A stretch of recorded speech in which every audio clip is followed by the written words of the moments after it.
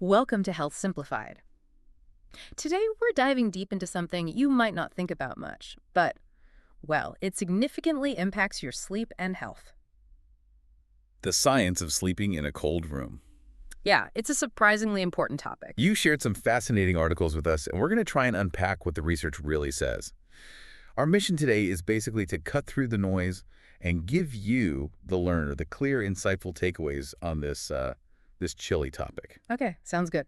So let's maybe start with that fundamental connection between body temperature and sleep. Yeah, definitely. Where do we begin? Well, it's really fascinating how linked these are. As you know, the learner, our bodies run on this roughly 24-hour cycle, the circadian rhythm. Right. And a key signal within that rhythm is our core body temperature fluctuating. Okay. So as we get closer to sleep, our internal thermostat actually starts to, well, lower. It cools down. And that cooling process, that's a crucial signal to the brain. It's basically saying, okay, time to rest. That makes a lot of sense intuitively, like the body's powering down for the night. Exactly. And I remember reading something about skin temperature playing a part in this too. How does that work? Absolutely. Our peripheral skin temperature, so think hands and feet especially, it actually increases. Increases. That seems backward. It does seem backward, Yeah. but it's through a process called vasodilation. Mm. Basically, the blood vessels near the skin surface open up. They expand. Yeah. Think of it like opening radiator valves to let heat out. That increased blood flow to the skin, to the extremities, helps dissipate heat from your core. Ah, so you warm up the surface to cool down the center? Precisely. It facilitates that overall cooling. And actually, some studies have shown that just warming your feet before bed Yeah. can actually shorten the time it takes you to fall asleep, Yeah. your sleep latency. Wow. Warming your feet helps your core cool down faster. That is counterintuitive, but really interesting. It is. So, okay, what happens then if our bedroom is, too warm? How does that mess with this natural process? Well, if the environment's too warm, it directly interferes. Yeah. Your body just can't cool down efficiently. Right. It has to work harder to try and lose that excess heat and that extra effort.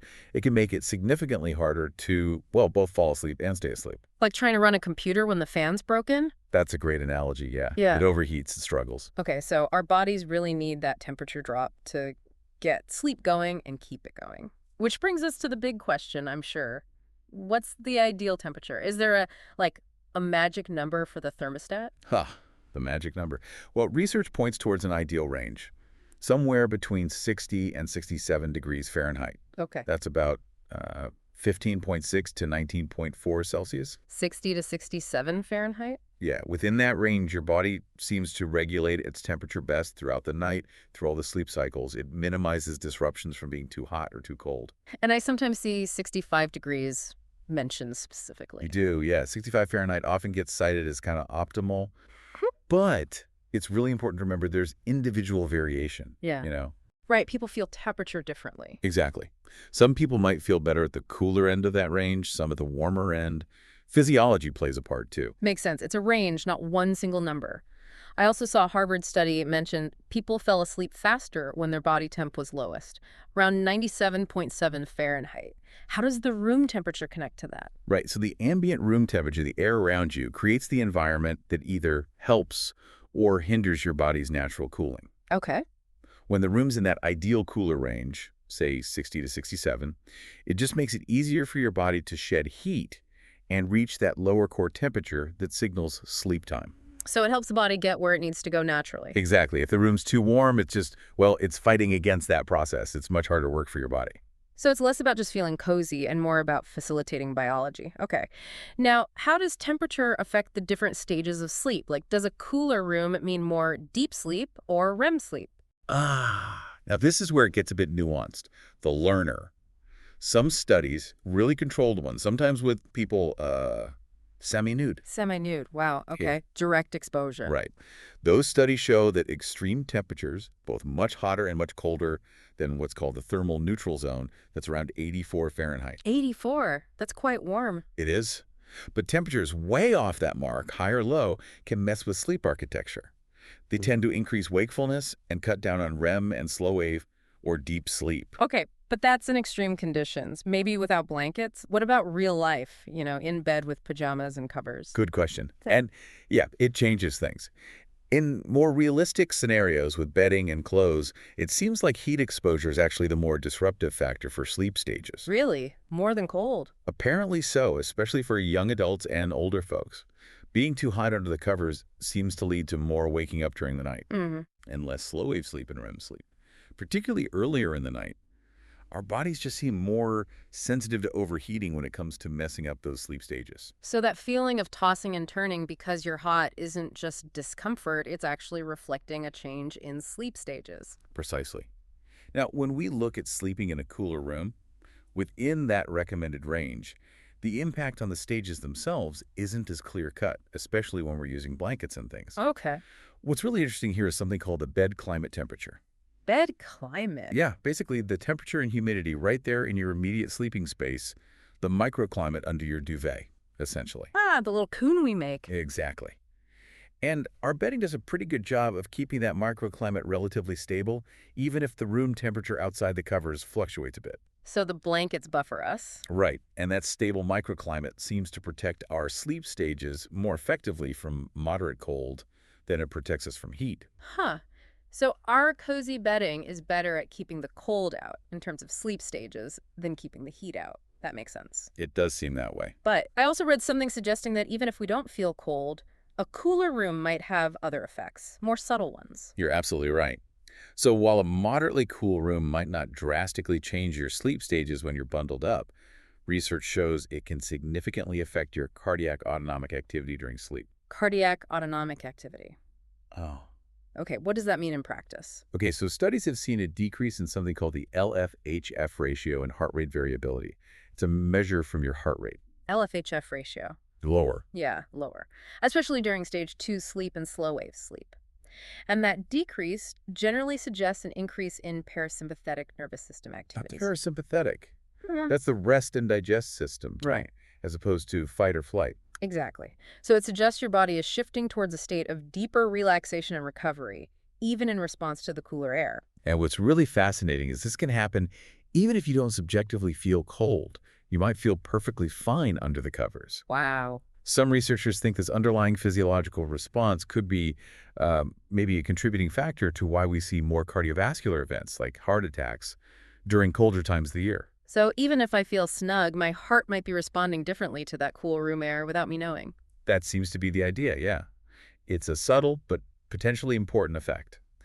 And it's why some health advice stresses keeping bedroom temperatures above a certain minimum, maybe around 50 Fahrenheit or 10 Celsius, especially for older people or those with heart conditions in winter. That's definitely something to consider. It's not just about feeling rested, is it? No, the impact can be broader. Okay, so moving beyond just avoiding problems, are there actual benefits to aiming for that cooler range? It sounds like it might do more than just help us sleep comfortably. Oh, absolutely. The research suggests several potential pluses. First, as we discussed, it can help you fall asleep faster. Right, by helping that natural cool down. Exactly. Sets the stage. Second, many people just report better quality sleep, fewer wake-ups during the night, feeling more properly rested in the morning. That deeper, more solid sleep we're all chasing makes sense. What else? Well, interestingly, some research hints that sleeping cool might even give your metabolism a little nudge. Metabolism. How? The idea involves brown fat. It's a type of fat, sometimes called good fat, that actually generates heat when activated. Okay. The theory is, in a cooler environment, your body might activate more brown fat to help maintain your core temperature. And that process burns calories. Huh. Burn calories while sleeping. Sign me up. Well, it's likely not a huge amount, certainly not a weight loss strategy on its own, but it's a fascinating potential side effect. Still interesting. Anything else? Yes, cooler temperatures might also support the natural production of melatonin. The sleep hormone. The sleep hormone, exactly, which also has antioxidant properties and links to mood. So optimizing melatonin is good all around. And possibly a cooler sleep environment could contribute to better overall hormonal balance, potentially helping the release of things like growth hormone during the night. That's important for repair and regeneration. Wow. So faster sleep onset, better quality sleep, maybe a slight metabolic boost, better melatonin, maybe even better hormone balance. It sounds like getting the temperature right is actually quite powerful. It seems to be a surprisingly impactful factor, yes. But we should probably talk about the flip side, too. Can it be too cold? Are there downsides to really cranking down the thermostat? Yes, definitely. It's a balance. Cooler is generally better than too warm, but too cold can cause issues. Like what? Well, for some people, feeling genuinely uncomfortably cold makes it hard to fall asleep in the first place. Yeah, that if my feet are like ice blocks, I just can't drift off. Exactly. And you might wake up more during the night just due to that cold discomfort. Finding your comfortable, cool spot is key. Okay, what else? For people with certain respiratory conditions, like asthma or COPD, breathing in very cold air might irritate their airways, potentially make breathing a bit harder. Ah, okay, that's important. And for those with circulation issues, really cold temps might, inhibit blood flow a bit too much. There's also a sort of theoretical concern that being excessively cold could potentially dampen the immune response slightly, as the body diverts resources to staying warm. Makes sense. And finally, some people find that very cold rooms can make muscle stiffness or joint pain worse, especially if they have things like arthritis or fibromyalgia. Right, so cool, not frigid. Moderation, as always. Pretty much. Find that sweet spot within the recommended range. So let's get practical. What are some actionable things we can do, the learner listening, get our bedroom temperature optimized? Okay, several good strategies. First, obviously setting the thermostat. Aim for that 60 to 67 Fahrenheit range, or 15.6 to 19.4 Celsius. But experiment within it. See what feels best for you. Find your personal number. Exactly. Then think about bedding. Use breathable, natural fabrics. Cotton, linen, bamboo are good choices. They help regulate temperature and wick moisture better than synthetics typically do. Yeah, I definitely sleep better in cotton sheets than polyester. Makes a difference. Yeah. And if you naturally sleep hot, even in a cool room, maybe look into a cooling mattress or a cooling mattress topper. They're specifically designed to draw heat away. Those exist. Interesting. They do. Also fans. Ceiling fans, portable fans, great for air circulation. That moving air helps you feel cooler even if the actual temperature isn't super low. Good point. Creates a wind chill effect. Sort of, yeah. And don't forget blocking out daytime heat. Blackout curtains can make a big difference in stopping your room from baking in the sun all day, especially in summer. Simple but effective. Any other tricks? Well, in cooler weather, if it's nice outside, opening a window for a bit before bed can be a great natural way to cool the room down. Right. Flush out the warmer air. And layering blankets is smart. It gives you flexibility. Yeah. Too warm, kick one off. Too cool, add it back. Much easier than changing the thermostat constantly. Allows for personal adjustment through the night. Exactly. Oh, and one more simple one. A cool or lukewarm shower before bed can help lower your core body temperature a bit, giving you a head start on that natural cooling process. These are all really practical tips, things people can actually try tonight. It sounds like making these adjustments can really pay off. I think so. It's about understanding that science, we talked about the body's need to cool down, and then creating an environment that supports it rather than fights it. Okay, so let's try and wrap this up for you, the learner. Let's unpack what this all really means. It seems like the sweet spot for sleep isn't about being super toasty under the covers, is it? No, it really leans towards embracing a cooler environment, one that works with your body's natural temperature rhythm. And the research highlights that even if you don't feel the effects of a slightly cool room on your sleep stages directly because of your bedding, Right, the microclimate. it could still be quietly influencing things like your cardiovascular system, your autonomic nervous system, which makes finding that optimal temperature range maybe even more important than we thought. I think that's a fair takeaway, yeah. And the potential benefits falling asleep faster, maybe better quality sleep, that possible metabolic boost, Okay. they're certainly, well, compelling. They are, but as we said, it's a balance. Right. Being too cold definitely has its own drawbacks, from discomfort to potentially aggravating certain health conditions. Absolutely. Yeah. Needs that personalization. So what does this all boil down to? It really suggests that consciously fine-tuning your bedroom temperature, maybe playing around within that 60 to 67 degree range, and thinking about your bedding.